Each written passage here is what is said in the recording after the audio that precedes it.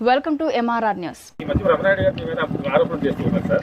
ఏం ఆరోపణలు చేస్తా ఉన్నారు ఆయన?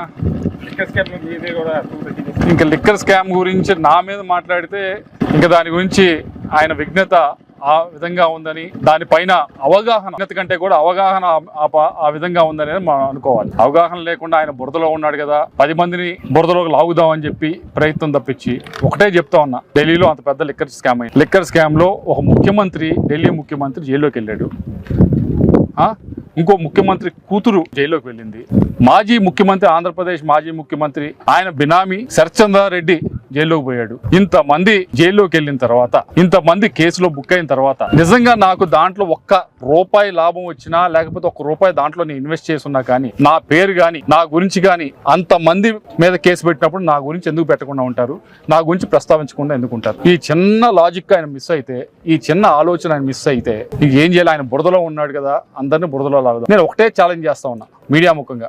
నేను ప్రత్యక్షంగా గానీ పరోక్షంగా గానీ ఆ లిక్కర్ అనే దాంట్లో అక్కడే కాదు, ఢిల్లీలోనే కాదు, ఎక్కడైనా దేశంలో లిక్కర్ అనే దాంట్లో, అక్కడ ఢిల్లీలోనే కాదు ఎక్కడైనా ₹1000 పెట్టినా, అటువంటి లిక్కర్ అనే వ్యాపారం నుంచి ₹1000 నేను లాభం పొందినా, నేను డబ్బులు తీసుకున్నా, ఇంకా రాజకీయాల నుంచి ప్రూవ్ చేస్తే, రాజకీయాల నుంచి రేపటి నుంచి నేను వైదొలికి వెళ్ళిపోతాను. ఇంకా అసలు పాలిటిక్స్ లో ఉండను. ఎందుకు అంత కాన్ఫిడెంట్ గా, అంత గట్టిగా చెప్తా ఉన్నానంటే, నా దగ్గర ఎవరు వచ్చినా, ఎవరన్నా లిక్కర్ వ్యాపారం ఎవరైనా చేసేవాళ్ళు ఉంటే వారికి చెప్పేది నేను ఎప్పుడు ఒకటే, వాళ్ళందరికీ చెప్పేది ఒకటే, అయ్యా లిక్కర్ వ్యాపారంలో ఎవరైతే వ్యాపారం చేస్తున్నారో వారి కుటుంబాలు ఒకసారి చూడండి. ఒక్కరి కుటుంబం కూడా ఆనందంగా ఏదో ఒకటి ఉంటుంది.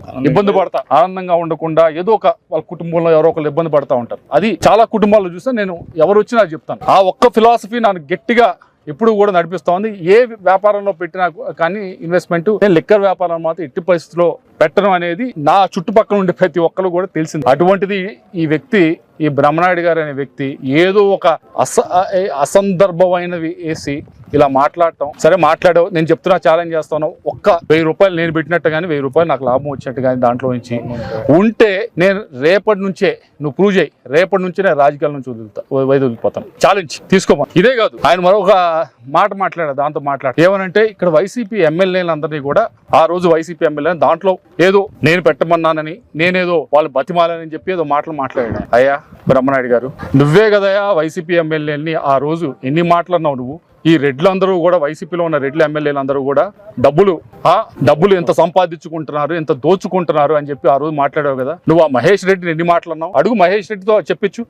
నేను చెప్తుంది అబద్ధం అని చెప్పి మహేష్ రెడ్డితో చెప్పించు. మహేష్ రెడ్డిని ఎన్ని మాట్లాడావు? ఎన్ని విధాలుగా మాట్లాడావు ఆయన మహేష్ రెడ్డిని? నువ్వు గనులో దోచుకుంటున్నావు, నీకే నువ్వు ఎన్నైనా కబుర్లు చెప్తావు, నువ్వు మాట్లాడలా?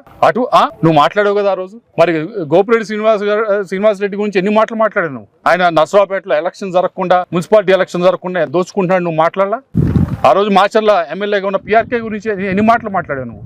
మైనింగ్ అంతా చేస్తా ఉన్నాడు, గ్రనైట్ అంతా అట్టే వెళ్తా ఉంది, ఎన్ని మాట్లాడావు?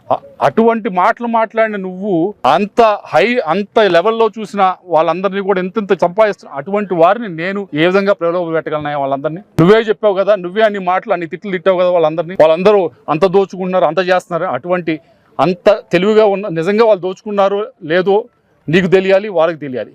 కానీ నువ్వు అన్నావు వాళ్ళని, అటువంటి దోచుకునే వాళ్ళని నేను ప్రలోభ పెట్టగలనా? నువ్వేం మాట్లాడుతున్నావు? నువ్వు అర్థమై మాట్లాడుతున్నావా? నువ్వే అన్నావు కదా, నేను ఇప్పుడు చెప్పింది